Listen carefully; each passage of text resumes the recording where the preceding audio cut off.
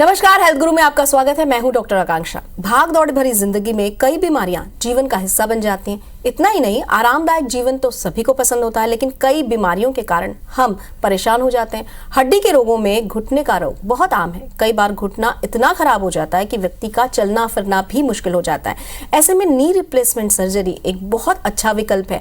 आज knee replacement के बारे में हम जानेंगे कि क्यों रिप्लेसमेंट हमें करना चाहिए और रोबोटिक नी रिप्लेसमेंट ये कैसा विकल्प है और क्या वास्तव में ये बहुत आरामदायक है। इसी विषय पर हम बात करेंगे। इस विषय पर बात करने के लिए श्री नारायणा हॉस्पिटल से बतौर एक्सपर्ट हमारे बीच हैं डॉक्टर प्रीतम अग्रवाल। आपका बहुत बहुत स्वागत। नमस्कार। नमस्कार जी सर, सबसे पहले तो ये जानना है कि नी जो है आर्थराइटिस क्या होता है, इसके क्या लक्षण है और इसका इलाज कैसे किया जाता है। जो नी आर्थराइटिस है ये बहुत ही कॉमन प्रॉब्लम है। और आर्थराइटिस मतलब जॉइंट का डैमेज हो जाना, उसको आर्थराइटिस कहते हैं।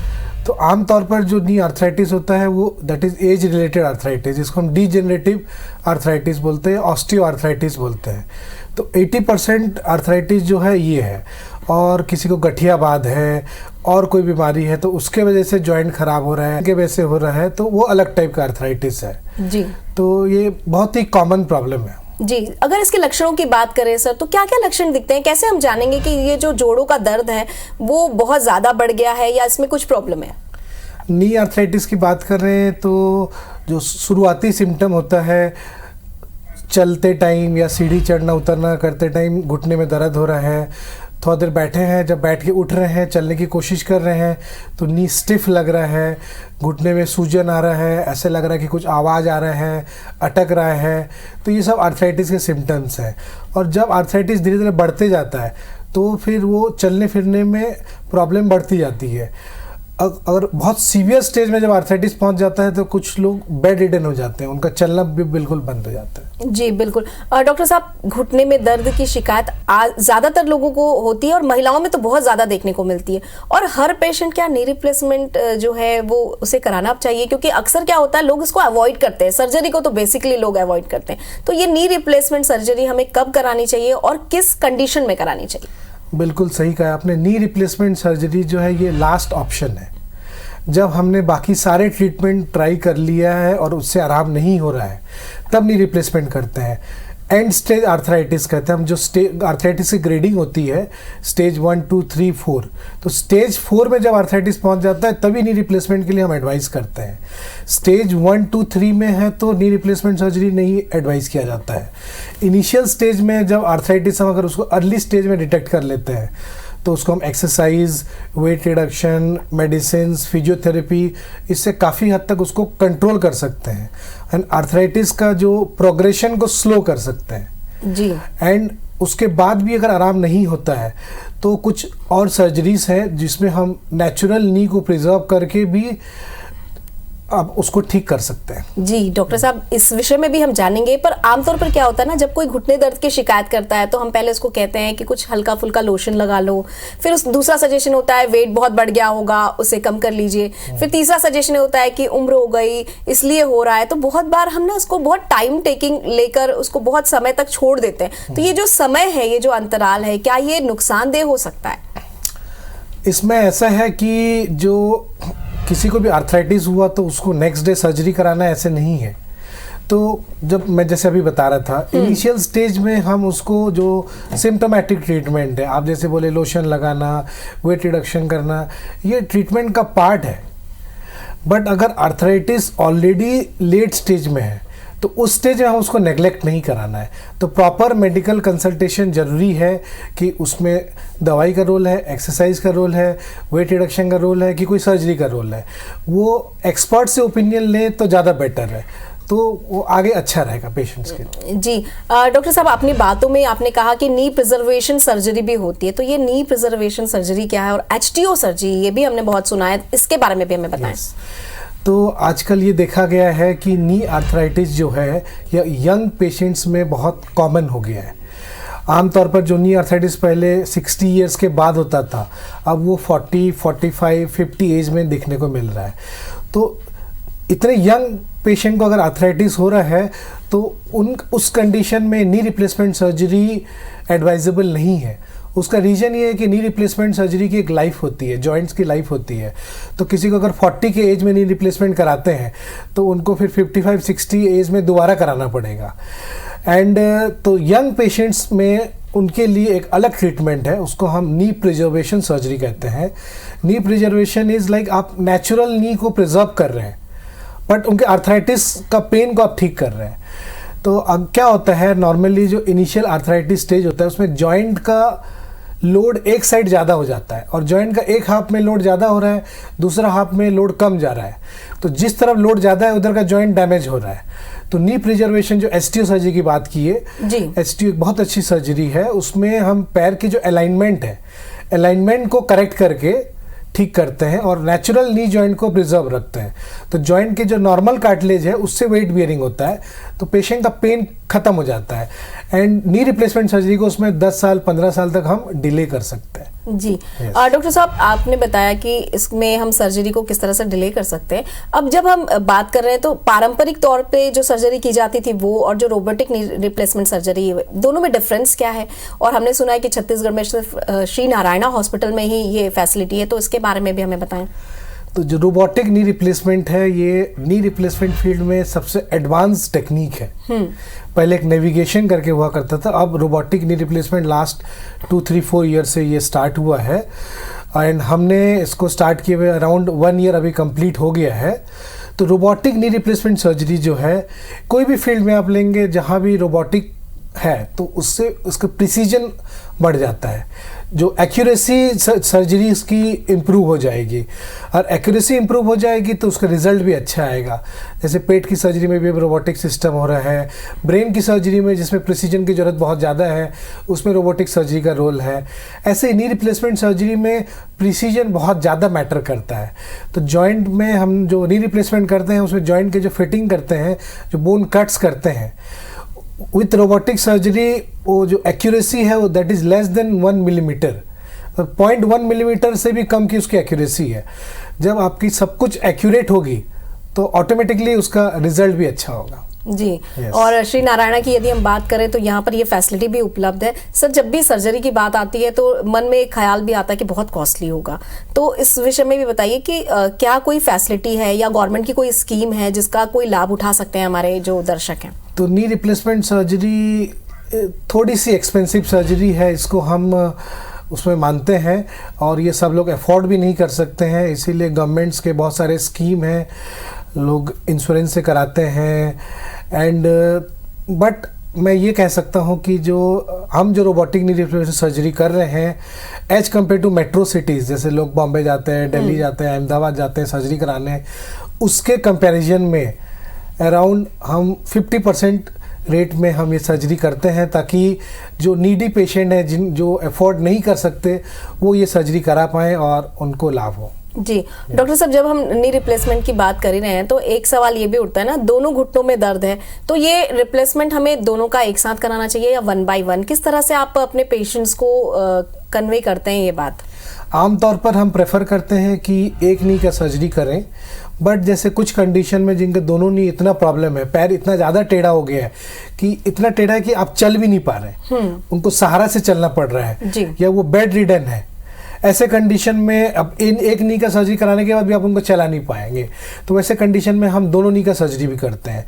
एंड दूसरी बात है, पेशेंट का मेडिकल कंडीशन कैसा है, उनको कोई कार्डियक प्रॉब्लम है और कोई प्रॉब्लम है, अगर मेडिकली वो फिट है एंड उनका हीमोग्लोबिन ठीक है, बाकी सब रिपोर्ट्स ठीक है, तो दोनों नी की सर्जरी सेफली कर सकते हैं। बट जिनको मेडिकल प्रॉब्लम्स ज़्यादा हैं उनके उस कंडीशन में हम एक नी करके उसमें कुछ टाइम का गैप देके सर्जरी करना प्रेफर करते हैं। जी डॉक्टर साहब, हमने सुना है कि 300 से अधिक अब तक नी रिप्लेसमेंट सर्जरी आपने की है रोबोटिक। तो रिसेंटली जो छत्तीसगढ़ की यदि हम बात करें तो सबसे पहले robotic partial knee replacement surgery को हम जान ले, और रोबोट से जो पार्शियल नी रिप्लेसमेंट सर्जरी हो रही है, इन दोनों के बेनिफिट्स क्या हैं? ये जो पार्शियल नी रिप्लेसमेंट सर्जरी है ये एक बहुत ही अच्छी सर्जरी है। अभी हम जो नी प्रिजर्वेशन की बात कर रहे थे, तो नी प्रिजर्वेशन में ही पार्शियल नी रिप्लेसमेंट सर्जरी आता है, क्योंकि अपने जो घुटना है, आमतौर पर 70% पेशेंट जिनको नी रिप्लेसमेंट की जरूरत है उनका घुटना का अराउंड 30% पार्ट ही अफेक्टेड रहता है, बाकी 70% नॉर्मल रहता है। तो जो हम टोटल नी रिप्लेसमेंट करते हैं उसमें हम पूरा 100% नी को चेंज कर रहे हैं जी। बाकी 70% जो नॉर्मल पार्ट है उसको भी चेंज कर रहे हैं। पार्शियल नी रिप्लेसमेंट में सिर्फ जो 30% पार्ट अफेक्टेड है उसको हम चेंज कर रहे हैं और घुटने के कोई भी लिगामेंट को हम कट नहीं कर रहे। नी रिप्लेसमेंट सर्जरी में घुटने के 2 लिगामेंट को निकालना पड़ता है जी। क्योंकि पार्शियल नी में घुटने के सारे लिगामेंट्स इंटैक्ट है, 4 लिगामेंट घुटने में रहते हैं, चारों लिगामेंट को टच नहीं कर रहे हैं और 30% सिर्फ चेंज कर रहे हैं। तो ये सर्जरी के रिजल्ट जो हैं फार बेटर है as compare to total knee replacement. But partial knee replacement surgery के इंडिकेशन है, सारे पेशेंट्स में हम पार्शियल नी रिप्लेसमेंट नहीं कर सकते हैं। उससे कुछ स्पेसिफिक टेस्ट होते हैं, उसको देख के हम डिसाइड करते हैं कि इस कंडीशन में हम पार्शियल नी करना है या टोटल नी करना है। जब एडवांस स्टेज आता है आर्थराइटिस का, जब घुटने के 3 कंपार्टमेंट होते हैं, तीनों अगर इन्वॉल्व हो गए हैं तो उस कंडीशन में हम टोटल नी रिप्लेसमेंट सर्जरी ही प्रेफर करते हैं जी। डॉक्टर साहब, एक सवाल और उठता है कि सर्जरी के कितने दिन बाद जो मरीज है वो चलने की कंडीशन में आ जाता है, पहला सवाल। दूसरा कि इसके लिए कितने दिन का आराम आप कहते हैं करने को? ये बहुत अच्छा क्वेश्चन है। नी रिप्लेसमेंट सर्जरी में अब इसमें इतना एडवांस्ड आ गया है टेक्निक, सर्जिकल टेक्निक में आप बात करें या पेन मैनेजमेंट में बात करें, क्योंकि पहले नी रिप्लेसमेंट होता था पेशेंट को इतना दर्द होता था कि वो 3 दिन 5 दिन 7 दिन तक चलते नहीं थे जी। तो अब इतना सर्जरी के जैसे रोबोटिक के एडवांसमेंट के बाद और पेन मैनेजमेंट एडवांसमेंट के बाद आमतौर पर हम एक घुटने का जब ऑपरेशन करते हैं तो 99% पेशेंट 6 घंटे के अंदर एक बार एनेस्थीसिया का इफेक्ट खत्म होता है तो अपने पैर में वो खड़े हो सकते हैं। ये सुनने में अजीब लगता है बट ये पॉसिबल है। और दोनों नी की सर्जरी करते हैं तो 99 to 100% patient with in 24 hours अपने पैर में चलने लगते हैं जी। ये बहुत अच्छी बात आपने बता दी कि बहुत टेंशन लेने की जरूरत नहीं है, क्योंकि लोगों को ये लगता है कि सर्जरी हुई और तुरंत जल्दी से घर पहुंच जाएं, अपने पैरों पर खड़े हो जाएं, क्योंकि उनको तुरंत रिएक्शन चाहिए होता है। अब डॉक्टर साहब, सवाल ये उठता है कि हमने सर्जरी करा ली, उसके बाद क्या क्या प्रिकॉशंस हमें रखनी है? आमतौर पर नी रिप्लेसमेंट सर्जरी के बाद फर्स्ट 2-3 मंथ्स थोड़ा प्रिकॉशन लेना पड़ता है। जैसे आप नीचे नहीं बैठना है, इंडियन टॉयलेट यूज़ नहीं करना है, फिजियोथेरेपी 15-20 दिन 1 महीना कराना पड़ता है। एंड इसमें बहुत ज़्यादा कुछ प्रिकॉशंस की ज़रूरत नहीं है और पेशेंट अपने नॉर्मल लाइफस्टाइल जी सकते हैं आफ्टर नी रिप्लेसमेंट सर्जरी। जो सर्जरी से पहले उनको जो घुटने के दर्द के वजह से अपना रूटीन काम नहीं कर पाते हैं, कोई फंक्शन में जाना है, कोई शादी अटेंड करने जाना है, कहीं घूमने जाना है, नहीं जाते हैं, तो वो सब कुछ कर सकते हैं। मेरे एक पेशेंट थे, अभी नी रिप्लेसमेंट कराए और 1.5 महीने बाद वो अभी यूरोप घूम के आए जी। तो वो बहुत खुश है। तो अब सवालों का जो सिलसिला है वो फिर से जारी करते हैं सर। अब अगला जो सवाल है वो ये कि हमको ये लगता है कि एक एज के बाद हमें नी रिप्लेसमेंट कराना चाहिए, क्योंकि लास्ट ऑप्शन है, जैसा कि आपने भी बताया। तो जब तक ये नी रिप्लेसमेंट होता नहीं है तब तक क्या क्या प्रिकॉशंस रखनी है, हमारी डाइट का हमें किस तरह से ख्याल रखना है? तो आमतौर पर जो नी रिप्लेसमेंट सर्जरी एडवाइस की जाती है 55 या 60 ईयर्स के बाद ही ये सर्जरी नॉर्मली किया जाता है जी। बट कभी कभी यंग पेशेंट्स में भी हमको नी रिप्लेसमेंट करना पड़ता है। जैसे जिनको गठियावाद है, रूमेटॉइड आर्थराइटिस कहते हैं, तो यंग एज में ये बीमारी होती है, उसमें जॉइंट्स खराब हो जाती है और उसमें पेशेंट चल नहीं पा रहे हैं, बहुत ज़्यादा प्रॉब्लम है। तो वैसे कंडीशन में हमको ये सर्जरी 30s 40s एज में भी करना पड़ता है, बट वो रेयरली करते हैं जी। तो इस सर्जरी को डिले करने के लिए, जो डिजीज का प्रोग्रेशन को स्लो करने के लिए हमको कुछ चीजें कर सकते हैं। जैसे कि अपनी बॉडी का वेट बहुत ज़्यादा मैटर करता है। अगर वेट अपना बॉडी का जितना ज़्यादा है तो नी में लोड ज़्यादा पड़ता है, तो जॉइंट की लाइफ कम हो जाती है। तो वेट रिडक्शन पे ध्यान देना चाहिए जिनका वेट ज़्यादा है। सेकंड, अपने को एक्सरसाइज पे बहुत ज़्यादा ध्यान देना चाहिए। जो घुटने के आसपास के जो मसल्स है उसकी स्ट्रेंथनिंग करते हैं। एक्सरसाइज में हम नी आर्थराइटिस पेशेंट्स को लो इम्पैक्ट एक्सरसाइज के लिए एडवाइस करते हैं। उसमें जैसे वॉकिंग हो गया, वॉकिंग नी आर्थराइटिस पेशेंट के लिए बहुत अच्छी एक्सरसाइज है। साइकिलिंग अच्छी एक्सरसाइज है। स्विमिंग अगर कर सकते हैं तो स्विमिंग बहुत अच्छी एक्सरसाइज है। तो ये सब करें तो उनकी जॉइंट के आसपास की मसल स्ट्रेंथनिंग रहती है, तो जॉइंट पे लोड कम पड़ता है। तीसरा हो गया, हम डाइट पे ध्यान देते हैं, हेल्दी डाइट लेते हैं, like high protein diet, green vegetables, vitamins, calcium लेते हैं, तो जॉइंट्स को न्यूट्रिशन अच्छा मिलता है। न्यूट्रिशन अच्छा मिले के तो जॉइंट का जो कार्टिलेज है वो हेल्दी रहते हैं। तो ये सब चीज़ों पे हमने को ध्यान देना चाहिए। जी डॉक्टर साहब, बहुत सारे लोग ये कहते हैं कि लिक्विड जो है वो खत्म हो रहा है, इसलिए आपस में घुटने टकराते हैं या घिस जाते हैं। तो ये जो लिक्विड खत्म होता है, ये इसमें कितनी सच्चाई है, और क्या हम कोई ऐसा डाइट ले सकते हैं जिससे कि लिक्विड बन सकता है? क्या कोई ऐसा प्रोसीजर भी है? जो लिक्विड कम हो जाता है और जो जॉइंट घिस रही है, ये दोनों सिनोनिमस है, दोनों अलग चीज नहीं है। जो अपने नॉर्मल घुटने के अंदर एक फ्लूइड होता है, उसको साइनोवियल फ्लूइड बोलते हैं जी। तो वो जॉइंट की जो कार्टिलेज है उसको हेल्दी रखते हैं। तो धीरे धीरे एज के साथ वो फ्लूइड सिक्रेशन भी कम हो जाता है जी। एंड एजिंग के साथ जॉइंट के कार्टिलेज भी डैमेज हो जाते हैं। तो जॉइंट के कार्टिलेज डैमेज होते हैं, उसीलिए हमको बोन से बोन टकराता है तो हमको दर्द होता है जी। तो डाइट एंड एक्सरसाइज से जो उसकी जो साइनोवियल फ्लूइड को हम बेटर कर सकते हैं एंड जॉइंट की कार्टिलेज की न्यूट्रिशन को बेटर कर सकते हैं। एंड कुछ मेडिसिन्स भी आते हैं, इंजेक्शंस भी आते हैं, उससे हम उसके न्यूट्रिशंस को इम्प्रूव कर सकते हैं। इस पे भी बहुत रिसर्च अभी चल रहा है मेडिकल फील्ड में। जी। अब मैं अगर आपके एक्सपीरियंस की बात करूं सर, तो रोबोटिक नी रिप्लेसमेंट सर्जरी के दौरान किसी पेशेंट को आपने देखा है जो बहुत ज़्यादा डर रहा है, तो फिर उसके डर को कैसे भगाया आपने? आमतौर पर ऐसे ही होता है कि पेशेंट को डर लगता है कि मैं नी रिप्लेसमेंट कराऊंगा या कराएंगे, उसके बाद हम चल नहीं पाएंगे, कैसे होगा, कोई दिक्कत हो जाएगा। तो मैं उन लोगों के लिए ये कहना चाहूँगा कि नी रिप्लेसमेंट सर्जरी लास्ट 60-70 ईयर्स से सर्जरी की जा रही है एंड लास्ट 60 ईयर्स में इसमें बहुत इम्प्रूवमेंट आए हैं। टेक्नोलॉजी में भी इम्प्रूवमेंट आए हैं, जो हम इम्प्लांट यूज़ करते हैं उसमें इम्प्रूवमेंट आया है। सारे फील्ड्स में इतने इम्प्रूवमेंट आए हैं कि ये सर्जरी बहुत ही सेफ है जी। एंड इसके रिजल्ट्स बहुत ही अच्छे हैं। ये एक रिवॉर्डिंग सर्जरी है, किसी की लाइफ को चेंज कर सकती है। जो पेन से इतने परेशान हैं, चल नहीं पा रहे हैं, कुछ कर नहीं पा रहे हैं, उन लोगों के लिए एक सर्जरी बून है कि उनकी लाइफ चेंज कर देती है जी। तो कोई ऐसे डर वाली बात नहीं है, तो ऐसे कोई डरना नहीं चाहिए जी। कई बार सर हमने ये भी सुना है ना कि जब नी रिप्लेसमेंट सर्जरी होती है तो एक डर बना रहता है कि पता नहीं सक्सेस होगा कि नहीं। पहला डर, ये आपके आंसर से अभी एकदम स्पष्ट हो गया कि आपने इतने सारे जो रिसर्च किए हैं और ये जो आपने ऑपरेशंस किए हैं वो सक्सेसफुल रहे हैं, तो ये एक डर तो खत्म हुआ होगा।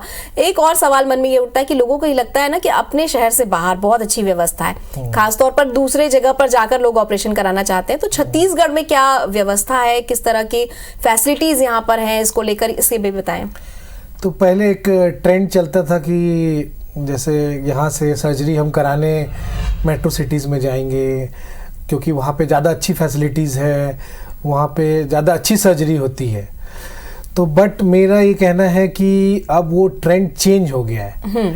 अब जो फैसिलिटीज़ आपको मेट्रो सिटीज़ में, बॉम्बे, दिल्ली में, हैदराबाद में मिलती है, अब वो सारे फैसिलिटीज़ हमारे सिटी रायपुर में भी अवेलेबल है। जैसे रोबोटिक नी रिप्लेसमेंट की बात हुई, पहले robotic surgery only few centres में ही अवेलेबल थे इंडिया में। अब ये जैसे हमने रायपुर में स्टार्ट की है, लास्ट 1 ईयर से ज़्यादा हो गया है। तो जो पेशेंट्स पहले बाहर सर्जरी कराने जाना चाहते थे, अब वो हमारे पास आ रहे हैं एंड रोबोटिक नी सर्जरी करा रहे हैं। एंड बाकी सारे facilities I think almost equal हो गए हैं, जो वहाँ अवेलेबल है यहाँ भी अवेलेबल हैं।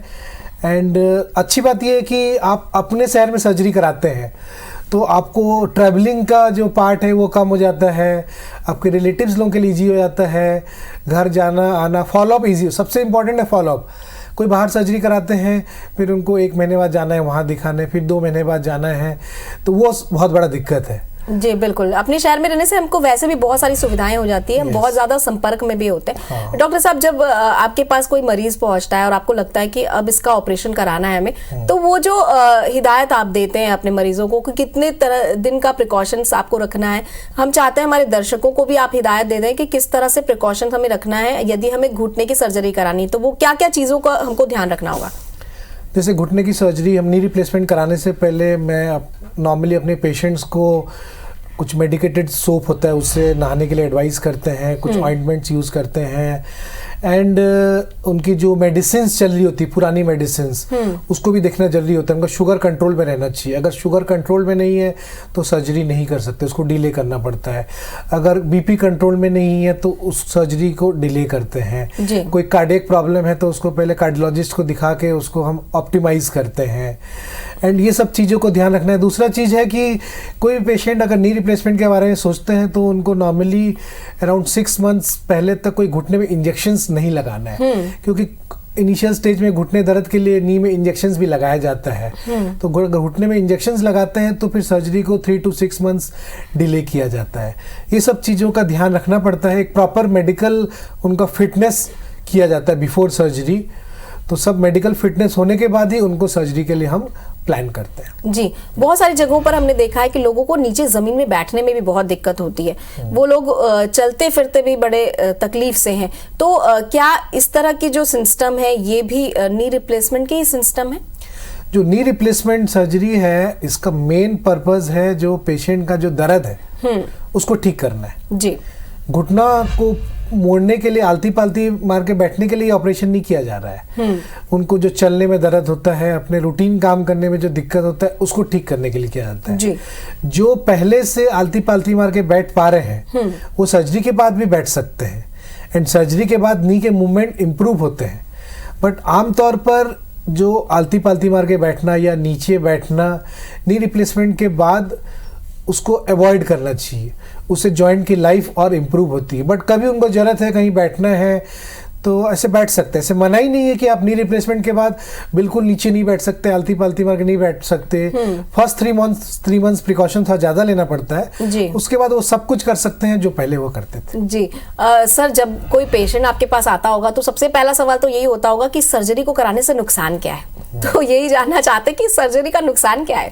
अगर सर्जरी कराने से कोई नुकसान होगा तो सर्जरी नहीं करना चाहिए। जी बिल्कुल। और ये मेंटलिटी जो है वो हमें अपने भीतर से निकालनी होगी। आज की ये जो पूरी चर्चा है वो इसीलिए है कि जो लोग इस भय में अभी जी रहे हैं और दर्द सह रहे हैं कि उनको अभी घुटने का दर्द और सहना है, अब उन्हें इस दर्द से बाहर निकलने की जरूरत है। चलते चलते हमारे दर्शकों को आप कुछ कहना चाहेंगे? मेरा सबके लिए यही मैसेज है कि अपने नी पेन को इग्नोर नहीं कीजिए। अगर आपका पेन इतना ज़्यादा है कि आप अपना नॉर्मल काम नहीं कर पा रहे हैं, अपने जो डे टू डे एक्टिविटीज़ होता है, घर पे चलना फिरना, कहीं बाजार में जाना, मार्केट जाना, सब काम नहीं कर पा रहे हैं, तो उस पेन के साथ हमको क्यों जीना है जब हम उसको ठीक करने के लिए इतनी अच्छी सर्जरी या कोई भी चीज़ जब अवेलेबल है तो उसको फुल्ली यूज़ करना है। और नी रिप्लेसमेंट सर्जरी एक बहुत ही सेफ सर्जरी है। तो ये बिल्कुल नहीं गलत है कि सर्जरी के बाद हम चल नहीं पाएंगे, दिक्कत हो जाएगा। ये बहुत ही सेफ एंड रिवॉर्डिंग सर्जरी है। जी, हमसे बातचीत करने के लिए, इतनी जानकारी देने के लिए बहुत बहुत शुक्रिया। हम आशा करते हैं दर्शकों कि यदि आप इस दर्द से परेशान हैं तो आज आपको डॉक्टर साहब के बताए हुए नुस्खे जो हैं वो जरूर काम आएंगे। तो किसी और विषय के साथ होगी मुलाकात, तब तक कीजिए थोड़ी सी प्रतीक्षा, थोड़ा सा इंतजार। नमस्कार।